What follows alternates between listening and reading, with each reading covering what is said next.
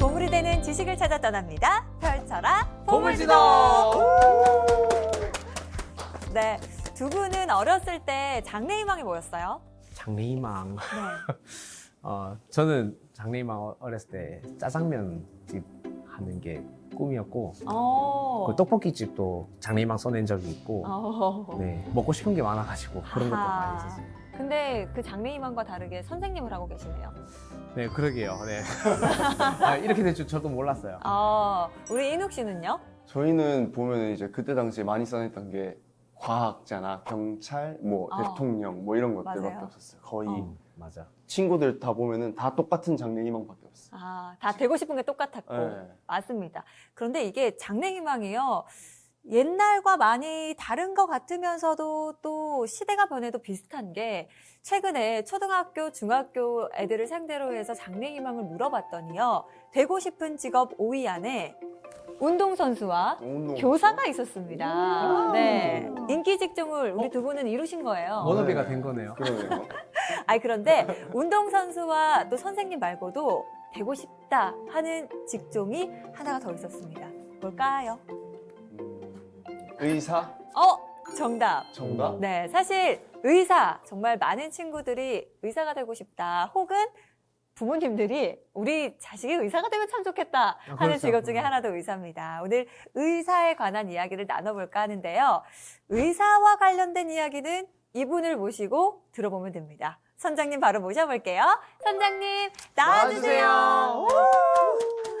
안녕하십니까.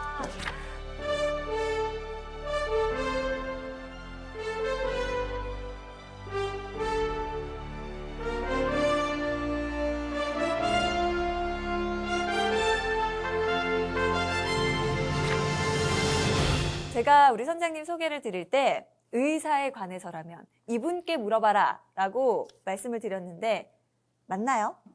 예, 맞습니다. 의사신가요? 아닙니다. 제가 네. 의사 아니고 간호사는 더더욱 아니고 저는 역사 전공자예요. 오. 예, 한국 근대사, 현대사를 전공했던 것을 바로 우리 그 의료 분야에 이렇게 접목시켜서 예를 들면 3.1운동이 있으면 3.1운동 때 그러면 우리 의학도 의사분들은 뭘 했을까? 요런 거를 이제 같이 이렇게 파악을 해보는 거죠. 예. 네. 우리 역사학자가 들려주는 의사 이야기 너무나도 흥미롭습니다. 특히 역사 중에서도 아픈 역사 속에서 빛나는 항일 정신을 의술로 펼쳤던 분들 오늘 만나볼 텐데요. 두 분도 기대되시죠? 궁금합니다. 기대됩니다. 좋습니다. 그럼 박수로 시작해 보도록 하겠습니다. 예.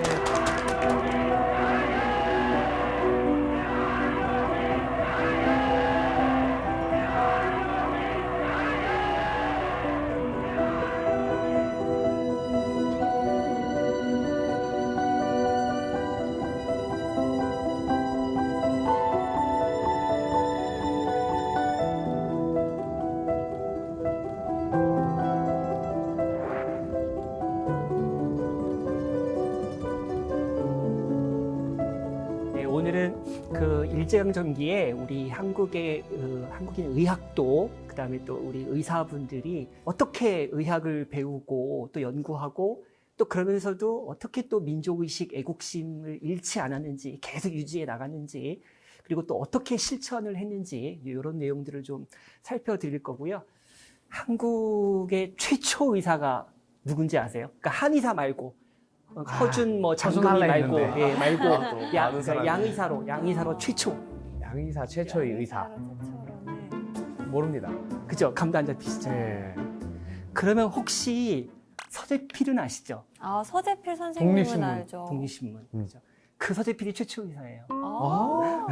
이 서재필이 갑신정변의 이제 주도자였고, 그래서 이제 실패하면서 역적이 됐잖아요. 네. 그래서 이제 일본 거쳐서 미국으로 망명을 이제 한 다음에 이 서재필이 이제 의과대학에 들어가서 미국에서 의사가 됐습니다. 여기 사진 보시면요. 미국의 한 그 야간 의과대학이에요. 근데 거기 졸업사진인데 저기 저 파란 동그라미 네. 저분이 이제 서재필입니다. 서재필. 키가 크네요. 그러니까 의사가 되고 나서 우리 국내에 다시 들어와서 독립신문을 만드는 거예요. 네. 예, 예. 문신립독 그래서 이제 한국인으로 최초 의사인데 다만 이 서재필이 우리나라에서 그러니까 의사로 활동한 적은 없어요. 그러니까 미국에서 의사가 된 다음에 미국에서 병원도 차려보고 뭐 병리학자도 돼보고 이제 이런 건 있는데 우리 한국에서는 없습니다. 그러니까 계속 미국에서만 이제 활동을 했기 때문에 그런 점은 있고요. 그러면 한국인 최초 여의사 누굴까요? 최초 여의사. 혹시 모르세요? 최초 여의사. 최초 네, 여의사. 혹시 모릅니다. 모릅니다. 저분의 이름은 김점동입니다. 김점동. 김점동인데 귀여운데요? 우리가 이제 아는 거는 박에스더죠. 박에스더. 김점동이 본명인데 어떻게 박에스더가 됐느냐 이게 좀 신기하실 텐데 박에스더는 들어봤는데. 교회에서 세례명이 에스더예요. 근데 왜 성씨가 바뀌었느냐? 성까지 바꾼. 남편이 박씨성이고 미국식으로. 저 때만 해도 미국식으로 해서 결혼을 하면은 남편 성을 따랐어요. 이 교회 쪽에서는. 자, 이 박에스더는 어떻게 해서 한국 최초 여의사가 됐냐면 이제 이화학당에서 아주 똘똘한 여학생이었어요. 근데 이제 그 미국에서 온 여자 선교 의사들 입장에서는 한국인 여의사를 키우는 게 급선무였습니다. 그래야 한국인 여성 환자들을 이제 활발하게 진료할 수 있으니까. 그래서 이제 저 김점동을 딱 찍었어요. 이대 나온 여자. 근데 지금도 아니고 그 옛날에 쉽게 그 미국 유학이라는 거를 어떤 부모가 그것도 조언하던 상황에서 나이가 찬 그 딸을 어떻게 유학을 보내요. 그러니까 부모들이 동의를 안 해줘요. 선교사들한테. 그래서 선교사들이 이제 궁리를 하다가 결국은 착실한 신자가 한 명 있었습니다. 남편 박여선이라는 사람인데요. 그래서 결혼을 이제 주선해가지고 결혼을 해가지고 이제 남편이 있으니까 보호자가 있으니까 이제 같이 이제 미국을 갈 수 있었던 거죠. 그래서 박에스더는 미국에 가서 여자 의학도가 돼가지고 의과대학을 다니고요. 그럼 남편은 뭐 했냐면요. 남편은 알바 뛰었어요. 예, 열심히 정말 그 사랑하는 아내가 그 의사가 될 수 있도록 뒷바라지 하느라고 정말 열심히 정말 그 외조를 했어요. 아, 근데 이 착한 남편이 그만 불행하게도 안 돼. 박에스더가 이제 그 의사 졸업시험을 치기 3주 전에 죽었습니다. 과로로 죽었어요. 아니 얼마나 근데 그게 폐결핵이었어요. 공부를 시키려고 폐결핵. 열심히 폐결핵. 하셨으면. 네, 폐결핵으로 죽은 거예요. 아이고. 그래서 이제 그 선교사들이 참 이제 안타까워했는데 이제 박에스더는 그러고 나서 이제 한국인 최초의 여의사가 됐고 이제 우리나라로 돌아와서 한 10년 정도 여성 환자 또 소아과 그 아이들 환자 열심히 진료를 해요. 그러다가 또 과로로 또 죽습니다. 박에스더도 역시 폐결핵으로 죽었어요.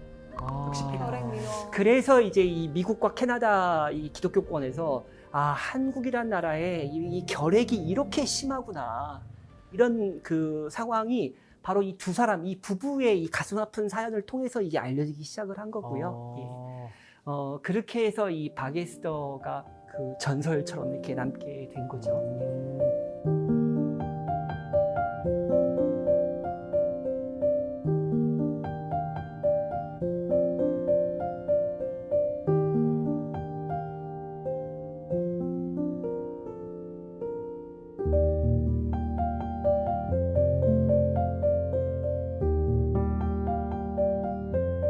일제강점기 의학도의 이제 그 민족의식과 항일운동이 어땠는지를 제가 좀 짚어드릴 건데요.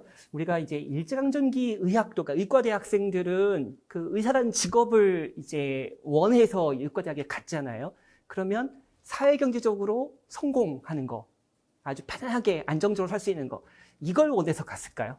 어쨌든 약간의 부유층이나 상류층들이 교육할 수 있는 여건이 돼서 의학도의 길을 갈 수 있지 않았을까? 그러면 일제와 친하게 지내지 않고 그런 모든 것들을 누릴 수 있었을까? 이런 생각이 좀 들기는 해요. 자, 우선 이제 요 신문이 일본 아사히 신문의 이제 1919년 3월 7일자 기사인데요. 자, 요 신문 보도가 3.1운동을 최초로 보도한 기사입니다. 그러니까 3월 1일부터 6일까지만 해도 이 3.1운동에 대한 보도가 다 통제됐어요. 예, 그러니까 언론에 내보낼 수가 없었는데 그 일본 정부에서 3월 7일부터 보도할 수 있도록 이걸 허용한 겁니다. 그래서 저게 최초의 기사고요. 그 제목이 뭐냐면 조선 각지의 폭동. 사실 일본인들 입장에서는 이제 폭동인 거죠. 우리 입장에서는 3.1운동인데 저 안에 유독 경성의학전문학교가 비중 있게 설명이 돼 있어요. 근데 경성의학전문학교가 뭐냐면 지금으로 말하면 서울대학교 의과대학이거든요. 3.1운동 당시에 이제 각 학교 학생 대표들이 모여서 3.1운동을 준비하거든요. 그래서 뭐 지금으로 말하면 서울법대도 있고, 그다음에 연세대도 있고, 고려대도 있고, 그런데 바로 서울의대, 그러니까 경성의학전문학교 학생 대표들이 있더라는 거죠. 그래서 보시면 김형기, 한의건, 김탁원, 최경화, 나창원 이런 학생들이에요.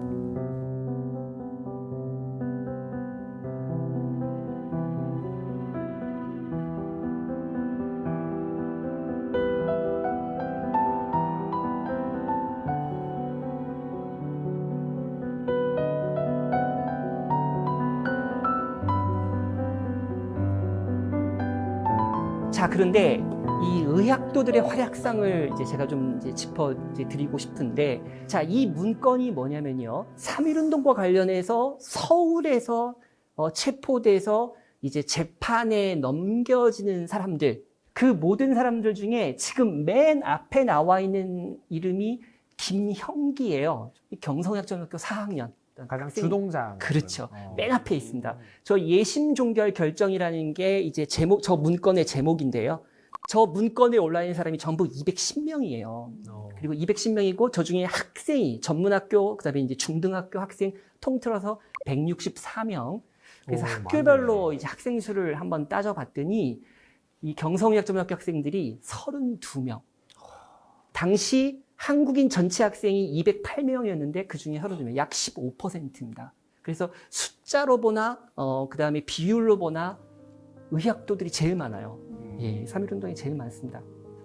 그 중에 또 한 사람이 이제 이익종이라는 이제 학생인데 2학년이었는데 이제 체포돼서 지금 형무소에 가 있는 상황에서 이제 죄수복을 입고 지금 사진을 찍었죠. 근데 이 이익종은요, 이 종로 사가에서 이제 연설도 하고 만세도 독려하고 이런데 왜 잡혔냐면요. 이 잡히게 된 계기가 뭐냐면은 3월 1일 그날 한국인 그 아마 순사라고해도 헌병 보조원 예, 이런 사람이 지나가니까 너도 한국인이니까 너도 만세 불러라. 그러면서 이제 한마디를 한 거예요. 근데 그 헌병 보조원이 저 이익종을 기억하고 있다가 한 2주 정도 후에 잡았습니다. 어머머머. 예. 그래서 이제 감옥에 가게 된 이제 그런 경우고요. 3.1운동의 의학도들이 참여한 것이 참 대단하다고 제가 느끼는 이유가 뭐냐면 지금은 우리가 3월 1일부터 새 학년이 시작하잖아요. 네. 3월 1일부터. 자, 이때는 4월 1일부터입니다. 4월 1일부터. 지금도 일본이 4월 1일부터 하거든요. 일본하고 똑같아요. 4월 1일. 그래서 이 3월 1일 저날이 토요일이었는데요. 저날은 어떤 학년들은 시험도 보고요. 아니면 시험이 코앞에 닥쳐 있는 상황. 근데 의과대학이라는 데가 이 시험이 대단히 중요하거든요. 이 유급도 당하고 낙제 유급당하고 하기 때문에 그런 상황이고 시험도 보고 그러는데 이 학생들이 시험도 안 보고 시험 공부도 안 하고 이게 거리로 나왔다라는 보통 거죠. 결심으로 할 수 있는 게 예, 그렇죠.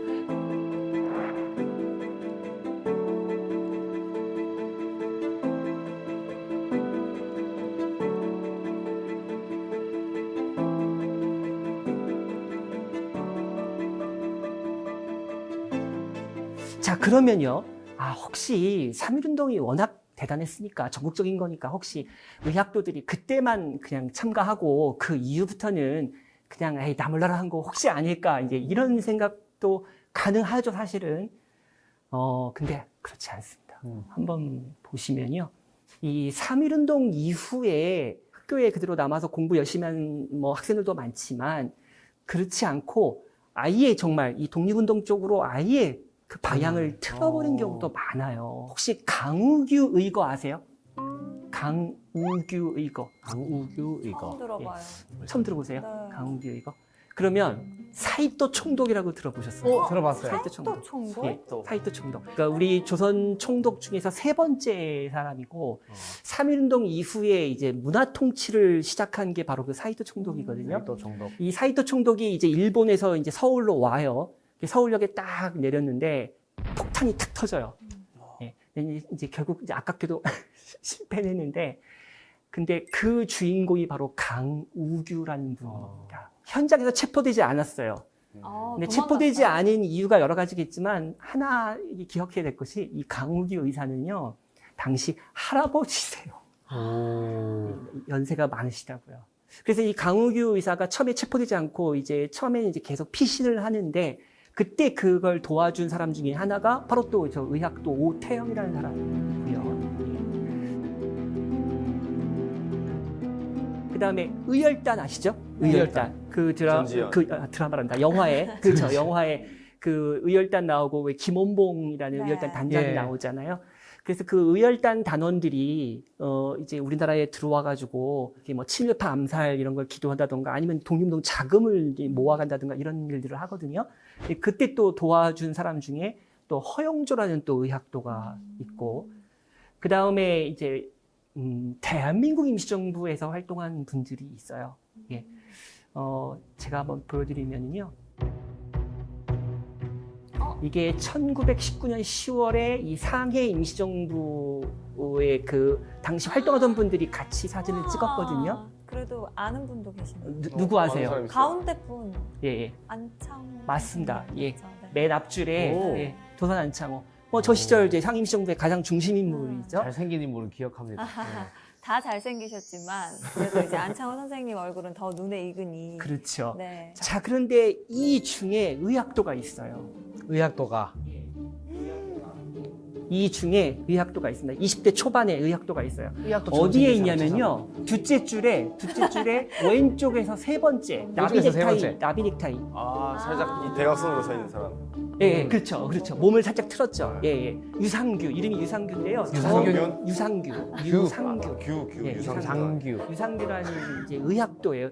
경성의학전문학교 3학년 학생이었고, 이제 3학년 대표로 3.1운동에 참여했다가 잡히질 않았어요. 그래서 그 길로 이 상해로 망명을 해가지고 이제 대한민국 임시정부에 이제 합류를 했고요. 저 임시정부에 가서 어떤 보직을 받았냐면 바로 도산안창호의 비서. 도산안창호의 비서가 됐습니다.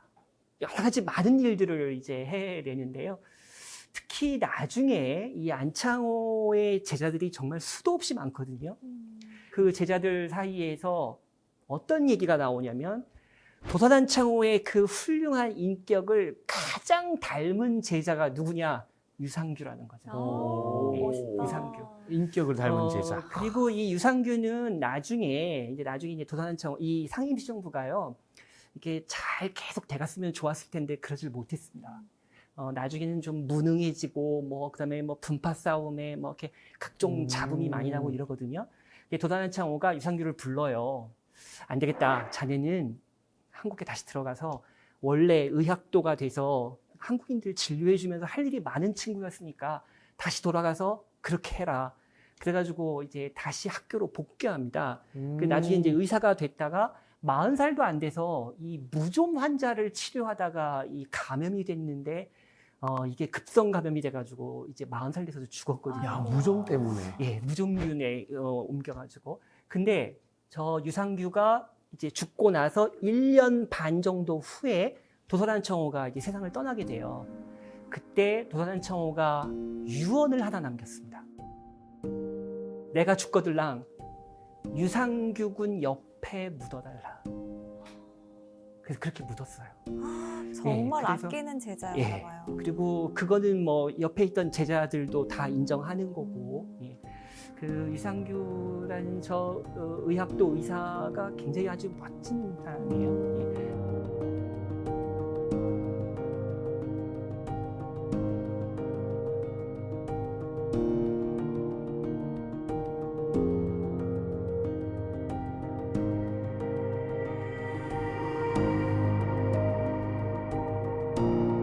자, 그러면 이제 학교로 다시 돌아간 학생들은 그러면 식민통치에 그냥 순응하면서 공부만 했느냐? 그렇지 않습니다. 계속 투쟁했을 것 예, 같아요. 한번 보시죠. 1924년 졸업생들의 졸업 앨범에 저렇게 머릿말이 있고요. 저 졸업생 중에 한 명이 직접 썼어요. 예, 직접 썼는데 심술 많은 새엄마한테 구박받으면 그 심술 많은 새엄마가 누구겠어요. 그러니까 좁게 얘기하면 그 일본. 학교의 일본인 뭐 교수님들, 민족 차별하는 그런 사람들일 테고 넓게 보면 일제 전체를 그렇죠. 말하는 것 같아요. 일본이죠. 네. 그런가 하면 옛 어머니 생각하면서 뭐 울고 하던 때가 몇 번이냐. 그러니까 거기서 옛 어머니라는 건 그 그 이전 친엄마, 이전 그 시대가 우리 그립다는 민족이죠, 우리 네. 나라, 그죠? 그러면서 대체 우리가 거기에 맞서 싸우던 적이 몇 번이냐 이렇게 얘기를 하거든요. 근데 이 말이 거짓말이 아니에요. 이게 경성역정학교의 이제 해부학교실이고 거기에는 이제 이렇게 실습용 두개골이 이렇게 있어요. 되게 이제 중요한 이제 수업 실습 이제 도구죠. 예. 자, 그런데요. 하루는 저 두개골이 하나 없어졌어요. 대단히 중요한 건데 없어지면 안 되는 건데 하나가 없어졌어요. 그랬는데 당시 해부학 교수가 이 구보라고 하는 일본인 교수인데 이 양반이 평소에 수업 시간이든 뭐 아니면 사적인 자리든 어디서든 늘 뭘 강조하냐면 이 두개골을 들고 다니면서 야, 이 두개골 예쁘게 아주 잘생겼지? 이거 우리 일본인 거야. 그 다음에 이제 또 옆에 이거 봐봐. 뭔가 이렇게 좀 둔하지? 그러니까 이거 너네 한국인 거야. 너네들이 그러니까 너네들이 우리한테 통치를 받고 있는 거야. 뭐 너희들 알기나 했어? 뭐 이러면서 이제 자기들의 그런 우월성. 네. 예. 이런 식으로 늘 하는 거예요. 그러니 우리 한국 학생들이 정말 비웃었겠다. 네. 환장하죠, 사실. 네. 근데 어떡해요? 학교는 다녀야 되고 그 교수님이고 그러니까 대들지도 못하고 그냥 벙어리 냉가슴 이런 식으로 살았는데 이날 어우. 이 일본인 교수 구보가 아무런 증거도 없고 아무런 증인도 없는 목격자도 없는 상황에서 덮어놓고 이 두개골 훔쳐간 건 너네 조선인이다. 조선인 학생들 짓이다. 우리 일본 학생들이 이런 짓을 할 리가 없다. 그러니까 빨리 너네 범인 색출해가지고 나와라. 자수시켜라. 안 그러면 내가 가만 안 있겠다. 이제 이런 식이 된 거죠. 이런 어. 식이 된 거예요. 생긴 거부터 마음에 안 들어요. 아우. 그래서 이게 이제 진짜 얄밉다, 진짜. 구보 교수 망언 사건이라는 건데요. 이게 지금 망언. 동아일보의 일면의 사설인데 매일같이 이 사건 얘기가 완전히 신문을 그냥 도배하는 거죠. 근데 그 일본인 교수가 네. 그런 말을 했다고 네. 그 말을 했다는 게 계속 오르는 거예요? 그렇죠. 그러니까 오. 말을 하니까 저렇게 얘기하니까 이제 한국 학생들 어떻게 하냐면 이제 단체로 수업 고부를 하면서 이제 반발을 했겠네. 사과해라. 반발을 했군요. 사과해라. 아. 구보 교수 사과를 꼭 받아야 되겠다. 그러니까 학교 측에서 어떻게 하겠어요? 주동자를 또 뽑아가지고 이 사람들 또 퇴학시킨단 말이에요. 그러니까 어떻게 되는지 아세요? 그때 그 한국인 전교생 1, 2, 3, 4학년 다 합해서 한 190명 정도가 돼요. 예, 그 100% 자퇴서를 내버렸어요. 와, 멋있다. 멋있어. 그러니까 이제 난리가 난 거죠. 어떠냐, 구보야. 사과해라. 학부형들, 그다음에 졸업한 선배들, 그다음에 뭐 신문들 뭐 난리가 나고 이게 나중에는 어떻게 됐냐면요. 이 사이토 총독이 우회적으로 지금 경성역정학교 한국 학생들이 저러는 게 일리가 있다는 거를 내가 안다. 조금만 기다려 봐라. 내가 어떻게 해볼게. 조금만 기다려. 뭐 이런 식으로 이제 약간 당근을 좀, 무마시켰는데 결국 구보 교수를 파면했어요. 아, 근데 이제 여기서 중요한 게 뭐냐면요. 한국 학생들이 끙끙 앓다가 저렇게 이제 터져 나왔잖아요. 저는 저게 왜 그러냐면 3.1운동의 연장선상에 있다고 봐요. 좀 약간 일본인들도 겁을 먹었군요. 그렇죠. 그리고 우리 한국 학생들은 3.1운동을 해봤기 때문에 전 국민이 우리 민족 전체가 독립을 원하고 있고 그런 거에 대한 어떤 그 에너지 이런 걸 사기가 이제 올라가 있는 상황인 거죠. 예. 그러니까 참고 그냥 견뎌냈던 걸 이제는 일사불란하게 움직일 수 안 있었다는 참지. 거죠. 그지. 이제 뭉쳐서 하니까 된다. 이 사건이 이 한 달 내내 굉장히 큰 사건이었습니다. 당시에 한반도의 최대 사회 문제였어요. 이 사건이.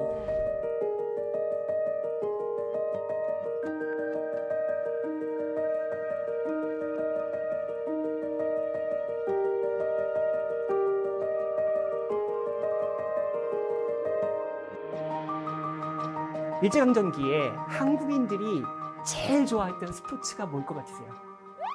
일제강점기에 한국인들 전체적으로 제일 좋아했던 스포츠 2개가 있는데요. 씨름. 아닙니다. 야구. 씨름도 물론 중요했겠지만 권투입니다. 권투. 아. 첫 번째가 권투. 근데 권투를 좋아한 이유가 뭔지 아세요? 그 스트레스 합법적으로 분노가 합법적으로 때릴 수 있잖아. 맞아. 분노 일본인. 일본인들의 정답. 분노. 정답입니다. 예. 그러니까 예, 룰 자체가 아우. 권투는 룰 자체가 상대편을 때려 때리는 눕혀야지. 거잖아요. 부복.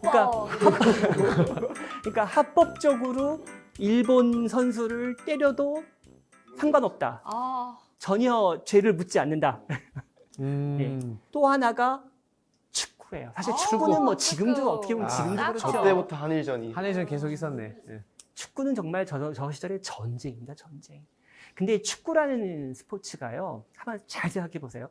가장 돈이 안 드는 스포츠예요. 그렇죠. 공만 있으면 뭐. 그죠? 공만 있고 일정한 공간만 있으면 뭐 골대도 그냥 대충 뭐 가방을 놓거나 뭐 이렇게 네. 하면 되잖아요. 네, 용품이 그죠? 필요 없으니까. 뭐 유니폼도 구태여 뭐 음. 필요 없고 하니까.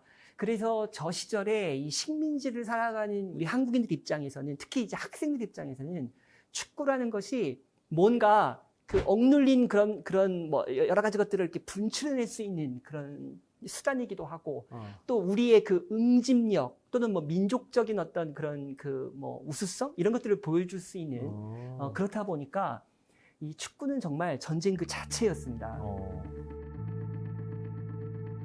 요게 이제 경성의학전학교 축구부인데요.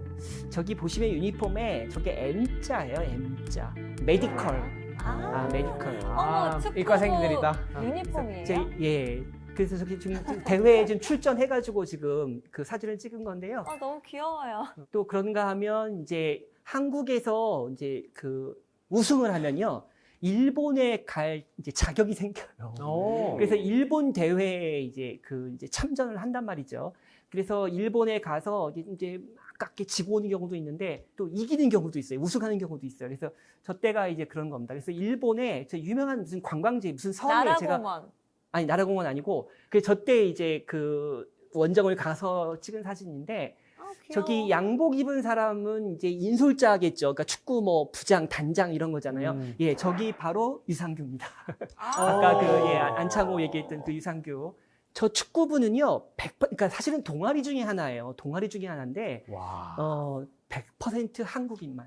아. 일본 학생은 못 들어와요. 와, 좋다. 아예 못 들어옵니다. 그래서 이 축구부가 100% 한국인이다 보니까 저게 학생의 역할을 해요. 한국인 학생의 역할을 하는 거고.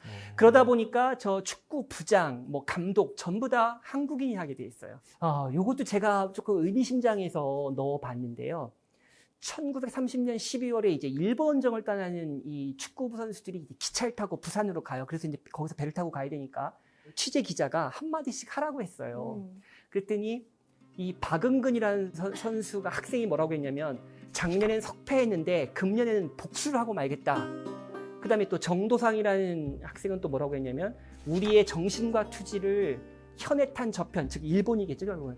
거기에 비추고 후쿠오카에서 행진곡을 울리겠다. 야. 이제 이렇게 그 축구에 대한 그러니까 결의를 이기고 말겠다는 그런 어떤 그 투지를 이제 보여주는데요. 이 염형섭이라는 학생은 더 좀 묘해요. 차창박 설경, 그러니까 눈이 쌓였나 봐요. 왜 옷을 입은 조선인의 경상도 사투리, 갓쓴 영감님의 자만에 가득 찬 이야기, 여학생이 부는 하모니카 소리, 이 모든 것이 어쩜 조금도 안 어울린다. 그러니까 그 기차 안에서 보이는 그 여러 가지의 그 모습을 보고 저런 얘기를 하고 있고요. 맨 마지막에 김흥수는 백골이 진토되어 넋이라도 있겁고, 예, 이 정도로 이 일본 원정을 떠나는 그 가슴 속에 그 맺혀 있는 것들이 이게 범상치 않습니다. 다시 한번 봐도 의학도들인데 문인 같아요, 진짜. 예, 네.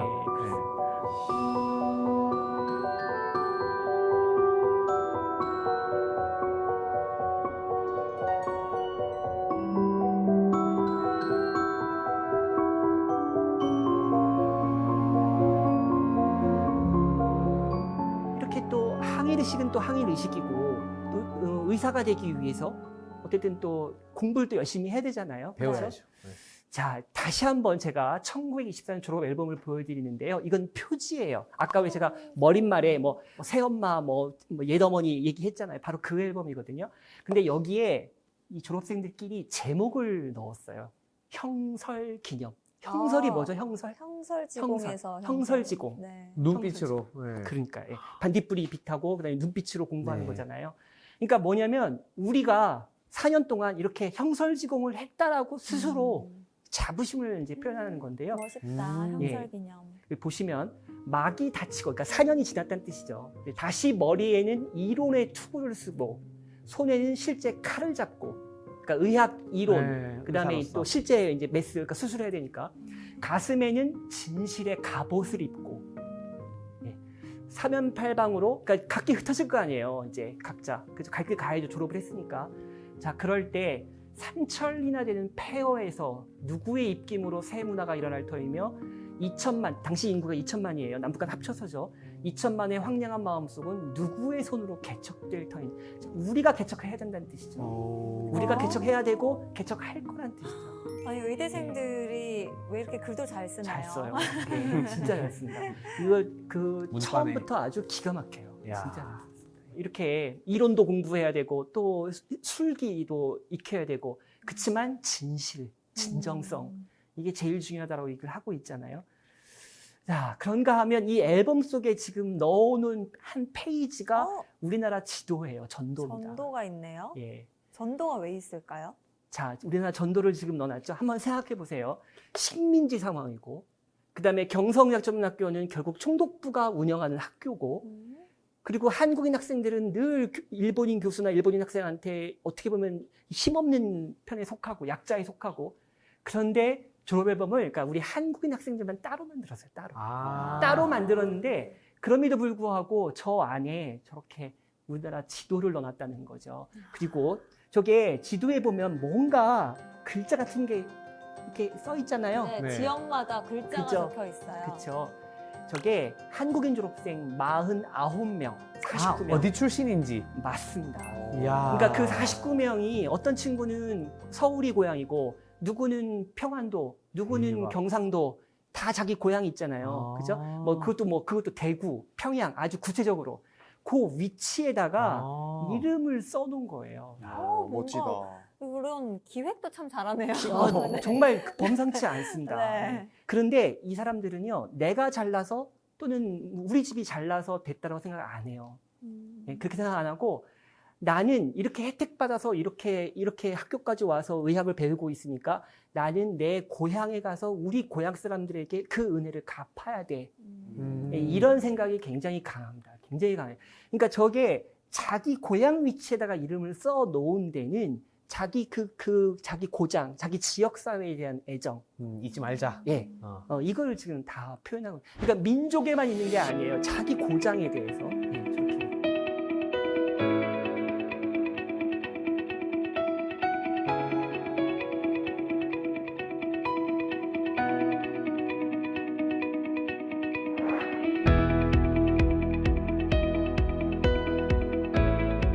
지금까지는 이제 주로 학생들 얘기를 좀 했었는데, 이번에는 교수님 얘기를 좀 해드릴게요. 사실 저 시절 그 훌륭한 교수님들이 참 많은데, 정말 전설이라고 얘기를 할 수 있는 그런 분들인데요. 첫 번째, 경성의학전문학교의 미생물학 주임 교수 유일준이라는 분이 있어요. 예.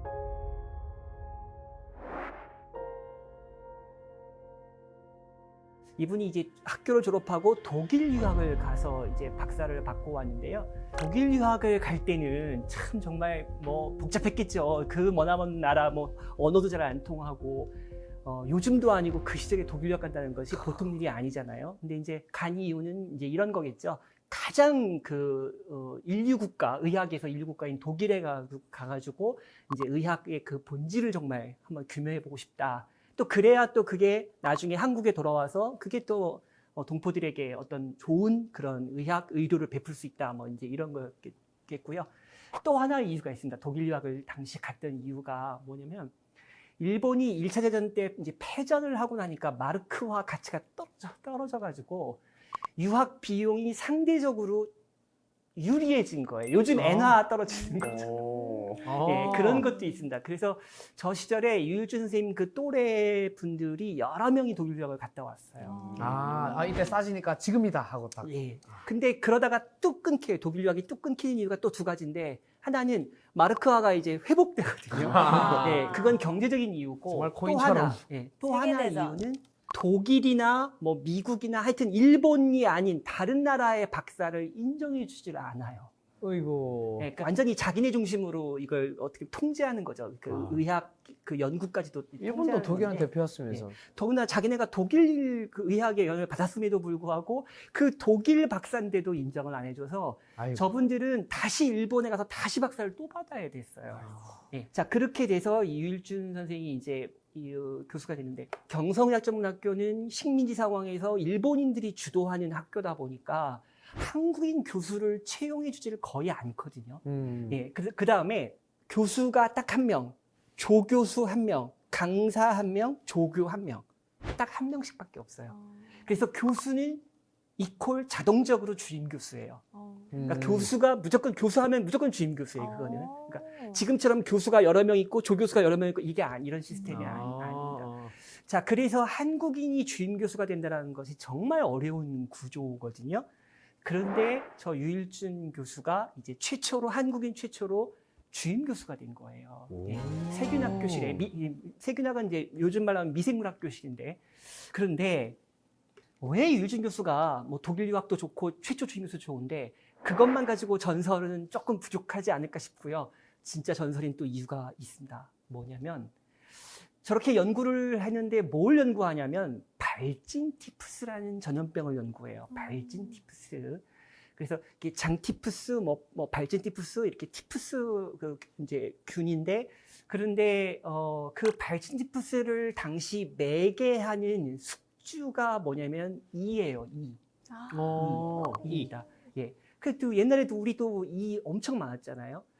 그 이제 유일준 교수가 그 이를 연구해야 이제 발진티푸스가 해명이 되니까 풀리니까 어떻게 하냐면 노숙자들하고 안면을 터요.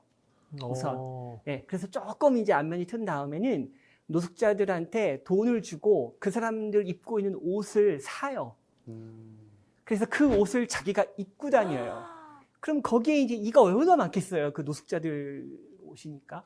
그럼 거기에 이제 감염된 이가 물기도 하고 감염되지 않은 이가 물기도 하고 이게 이제 매일같이 이제 물리는 거 아니에요. 그 계속 보면서 이제 관찰하면서 이제 그걸 가지고 이제 연구를 하는 거예요. 이 발진티푸스를 이제 그 치료하기 위해서. 야, 이건 레전드 맞네요. 그러던 어느 날 한 학생이, 그러니까 재학생이 익명으로 편지를 보냈어요. 유일준 교수에게. 교수님 좀 적당히 부탁드려요. 이런다니까. 더러워요. 냄새나요. 네, 저희 무서워요. 비슷해요. 예, 비슷합니다. 교수님, 쇼 그만하십시오. 어머머머머. 그거 쇼 하는 거 아닙니까? 부정. 그 위선 같습니다. 아니 우리 학교에 체면도 있고 뭐 다른 교수님도 많고 뭐 학생들도 많은데 이거 뭐 하는 거냐? 그만해도 된다 이제는. 그만하시라고. 네. 자, 근데 여기에 대해서 답을 어떻게 했냐면요. 나는 한국인들의 질병을 연구하고 고치기 위해서라면, 치료하기 위해서라면 적도에도 갈 수 있고 알래스카에도 갈 수 있고 염라대왕 앞에도 갈 수 있다. 그러면 또 학생이 쓰겠죠. 염라대왕 앞에는 혼자 가시면 안 될까요? 이렇게 쓰실 수도 있었을 것 같긴 하지만. 네, 그렇게 멋있습니다. 이게 네. 요즘 우리가 뭐 적도 알래스카 뭐 다 아니까 그런데 사실 이게 100년 전 우리 상황에서 알래스카, 적도, 염라대왕 이렇게 표현한다는 건 사실 이게 보통 일이 아니거든요. 대단하시다. 예. 그러니까 이게 이제 학생들이 다 알잖아요. 그러니까 학생들을 통해서 이게 학교 바깥으로까지 이제 소문이 이제 퍼지고 이렇게 대단한 이제 학자가 있더라. 예. 이렇게 해서 난리가 났죠. 이런 교수님이 있다. 아, 근데 참 그러고 나서 몇 년 후에 1932년에 이제 옛날 여름에 그 한강에서 수영 많이 했거든요. 한강에서 익사사고로 죽었어요. 40살도 안 됐습니다. 40살도 안 됐는데 익사요? 예. 그 주임 교수가 된 지 꼭 6년 만에 40살도 안 됐는데 익사사고로 죽었어요. 예. 그래서 저분이 이제 전설로 레전드로 남은 거예요. 예.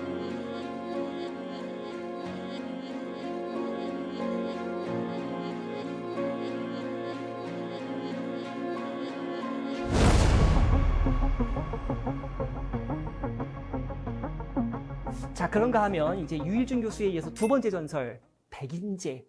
백인재 이름 들어보셨어요? 백인재. 백제는 아는데. 네. 백병원, 아, 백병원. 인제대학. 들어봤습니다. 인제대 들어봤. 예, 그 백인재. 물론 한자는 다르지만 근데 맞아요. 이분이에요. 백병원, 그다음에 인제대학, 그 백인재입니다.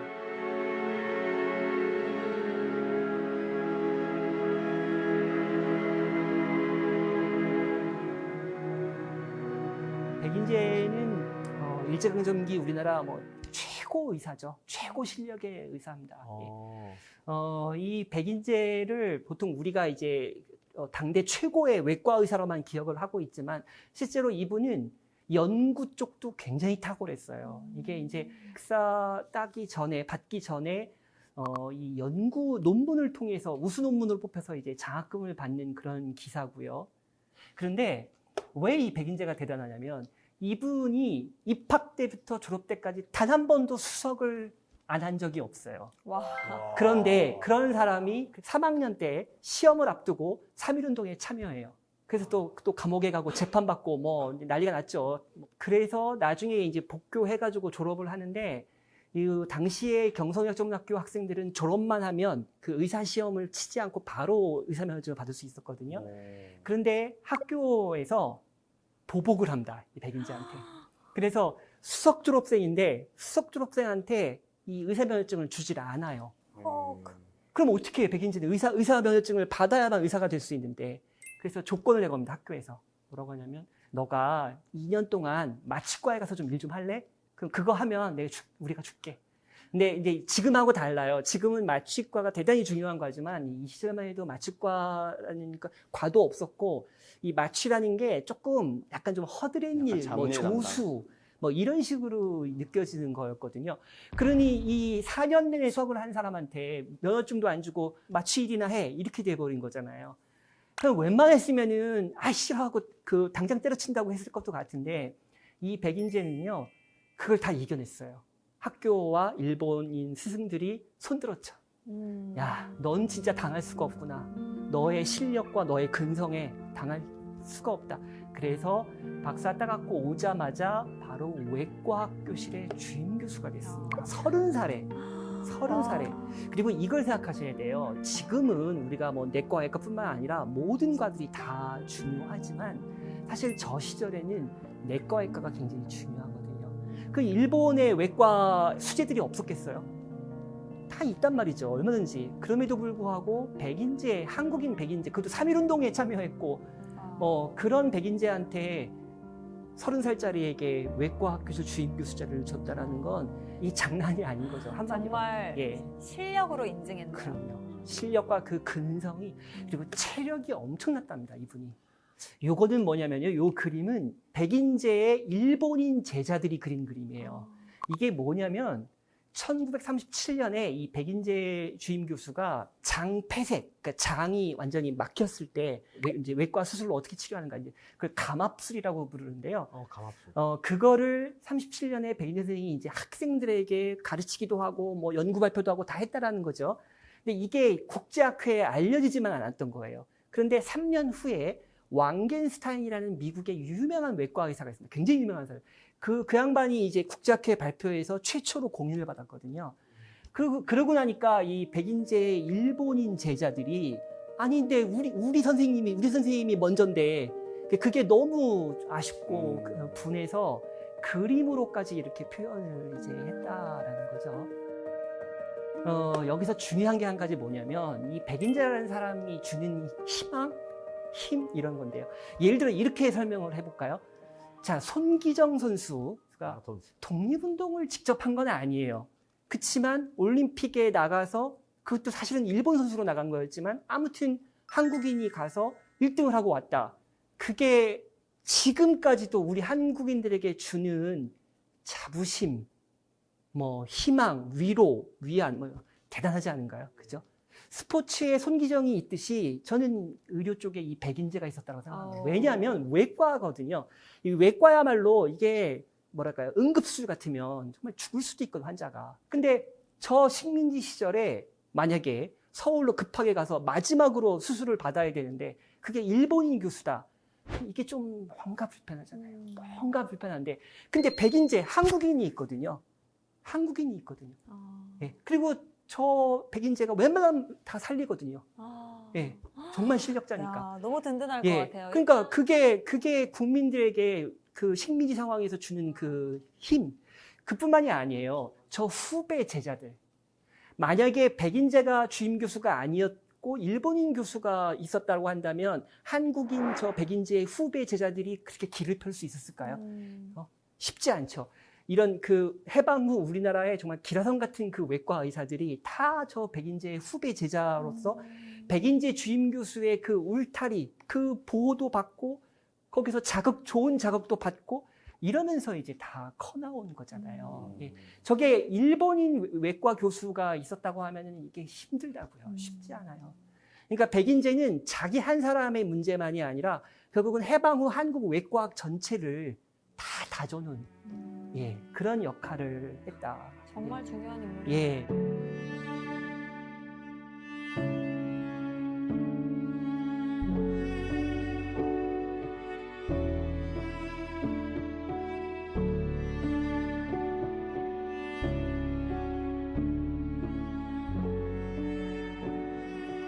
그 다음에 일장전기의 여의사 되게 귀했겠죠. 되게 귀했는데 국내에서 탄생한 여의사가 있었을까요? 국내에서 국내 출신 있었죠.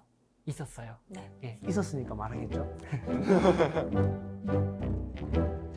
자, 여기 보시면 이제 여기 그 아래에 앉아 있는 3명의 여학생이 국내에서 최초 여학생. 이게 무슨 뜻이냐면요.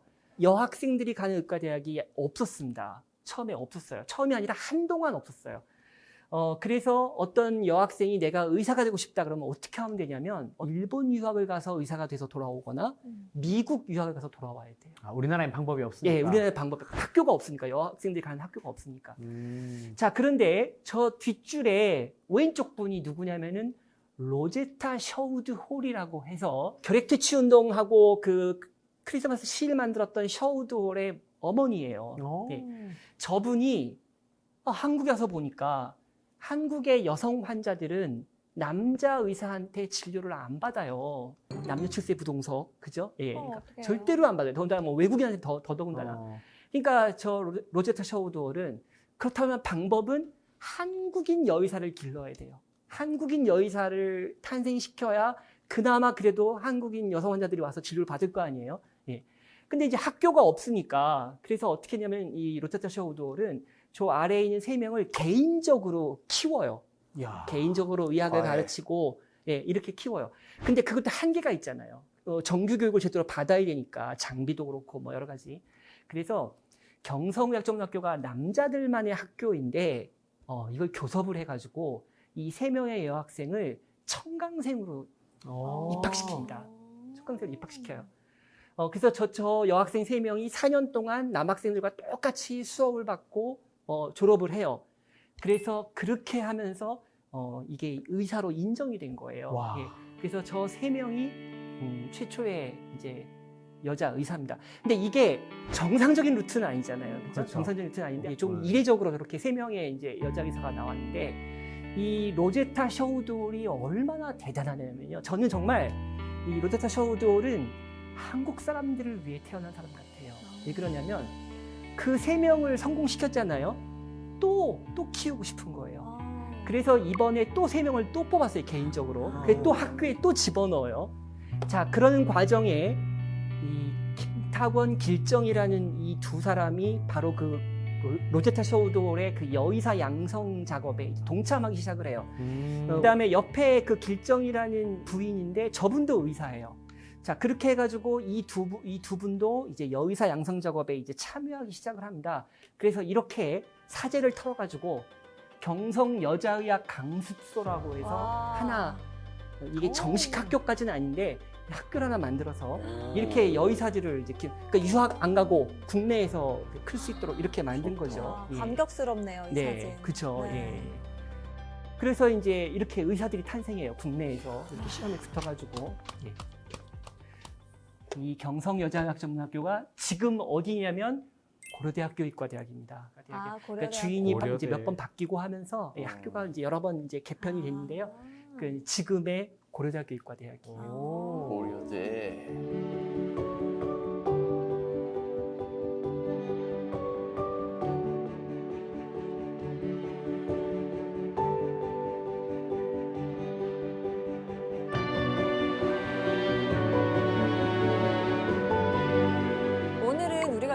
알지 못했던 의학사, 특히 일제강점기 의술로 항일 정신을 펼쳤던 분들에 대한 이야기를 나눠봤는데요.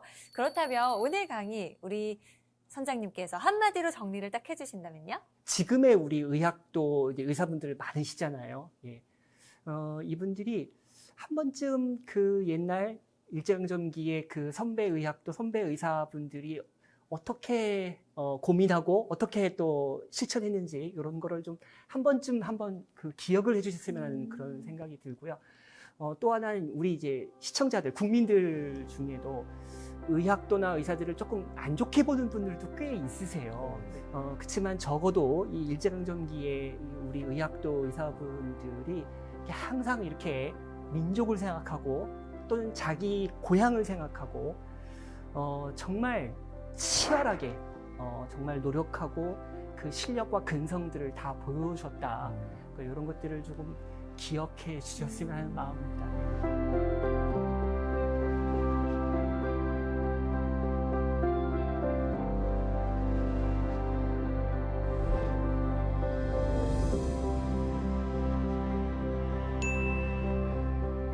정말 선장님의 기억해 주셨으면 좋겠다 이런 말이 굉장히 저한테도 인상 깊었습니다.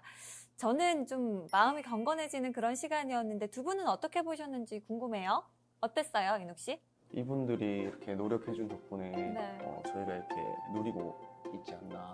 우리나라가 이렇게 많이 발전되고 그래서 감사하다 라는 생각이 들고. 기분 탓인지 몰라도 눈가도 좀 촉촉해 보여요, 인욱 씨. 네. 감동인가요? 그런가요? 좋습니다. 경환 씨는 어땠어요? 네, 저는 지금도 공부하는 의대생들도 정말 뭐 코피 쏟을 정도로 공부를 열심히 하고 있는데 그 당시에도 네, 그렇게 했다는 그게 오늘 너무 와닿았고 그리고 바로 하지 마시고 네. 적당히 했어야 하는 바람입니다. 여러분 건강이 최고예요. 나라를 위해서 힘쓰셨던 분들이 얼마나 많은지 새삼 깨닫게 되는 시간이었습니다. 미처 업적이 다 알려지지 않은 분들도 참 많으실 텐데요. 이게 우리가 더 알아보려고 하지 않았던 건 아닌지, 관심이 부족했던 건 아닌지 반성을 하게 되고요. 마침 애국과 애족 정신을 기리는 시기입니다. 다시 한번 나라를 위해 애쓰셨던, 힘쓰셨던 분들에게 감사한 마음을 가지면서 오늘의 보물지도 지식항해는 마쳐보도록 하겠습니다. 그럼 외치면서 다음 주를 기약해 볼게요. 다음 주에도 찾아라 보물지도!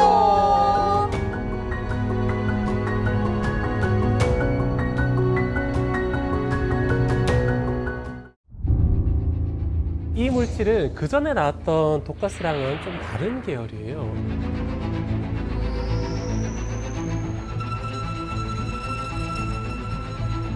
조금만 들어가도 우리 몸의 유전자에 들어가가지고 유전자 변형을 일으켜요. 신경독을 살포를 하면서 이 지역에서 한 5,000명 이상이 사망하게 됩니다. 더 강력한 물질도 만들었던 거예요. 이게 한자로 같이 살인이라고 생각하는 경우가 많은데 진짜 그런 느낌.